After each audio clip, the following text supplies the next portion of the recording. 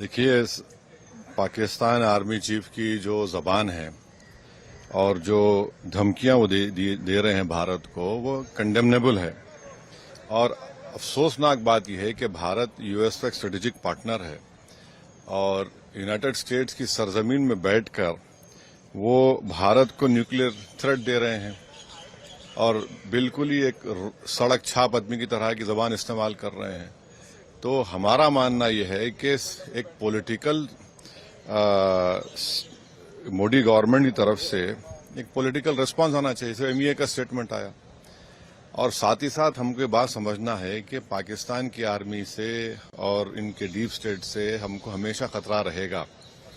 इसके लिए हमको अपनी जो डिफेंस बजट में जो हम लोग कम खर्चा कर रहे हैं उसको बढ़ाना पड़ेगा ताकि हम तैयार रह सकें। सर, अगर बात करें फतेहपुर के अंदर जिस तरीके से मकबरे के अंदर घुस के हंगामा किया जाए, कैसे देखते हैं? ये तो एक हेटरेट का माहौल पूरे देश में बीजेपी ने जो बनाया है और खास तौर से उत्तर प्रदेश में तो उनको खुली छूट दी गई है कि जो कोई भी मुसलमानों से रिलेटेड हिस्टोरिकल, कल्चरल, रिलीजियस जगह होगी उस पर आप किसी भी किस्म से आप उस पर हमला कर सकते, कानून को अपने हाथ में ले सकते।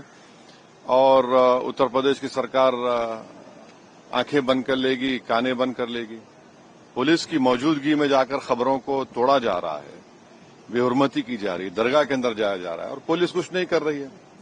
अगर वही लोग मुसलमान समाज के होते तो क्या होता?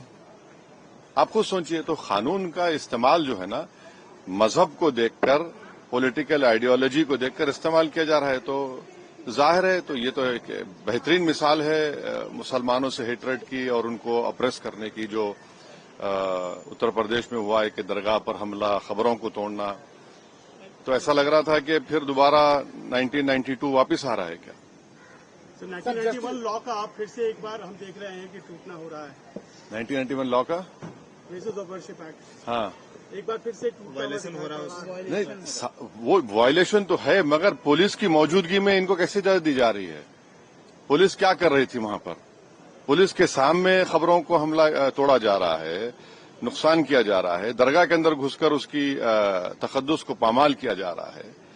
और आस्था क्या है फिर? आपकी आस्था किस में है? आपकी आस्था ना रूल ऑफ लॉ में है, ना आपकी आस्था प्रदेश को पीसफुल रखने में, बल्कि पर आप तो सिर्फ एक ही वन पॉइंट है, चाहे आसाम हो, यूपी हो, मुसलमानों को टारगेट किया जाए, बुलडोजर को इस्तेमाल किया जाए, बेघर किया जाए, या किसी मस्जिद दरगाह पर आप हमले कर दीजिए, या फिर बाद में कह दीजिए कि नहीं नहीं यहाँ पर वो आक्रामककारी आए थे और ऐसा हो गया, ये हो गया। तो ये एक बेहतरीन मिसाल है जुल्म की। वैसे सर, जस्टिस वर्मा के खिलाफ महाभियोग प्रस्ताव को अभी पढ़ने दीजिए।